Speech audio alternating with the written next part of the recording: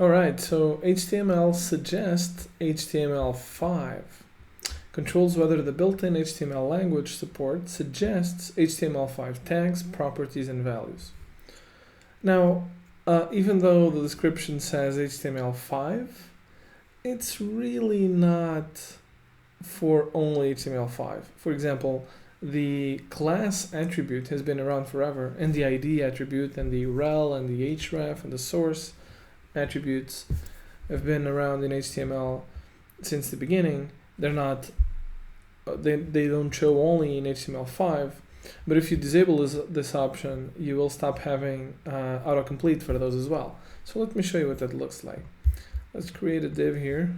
Actually, it's hard to show you this with tags because, for example, the header tag is a tag that's HTML5 only, right? So it exists only in HTML5, but Emmet will show that for you, right? So even if you disable this, so let's set it to false, Emmet will still show you the header tag or the aside tag, which is another one that only shows it only exists in HTML5. So it's hard to show you that with it's hard to show you that with tags. But I'm going to show you with attributes, which is easier. So if you create a div here, you have all these attributes: content editable.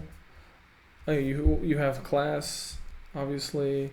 What else do you have that's HTML5 exclusive? You have the ARIA ones, a bunch of them. Yeah, but I guess this is enough to make the point. If you turn this off, no more HTML5 attributes, but also no more non-HTML5 attributes like the class, the ID, nothing shows up. In fact, I don't think any attribute shows up anymore. Oh, okay. Data position, maybe width, height? No, that I don't know why. Anyway, obviously this is useful, so whatever, just leave it as true because it's a useful feature.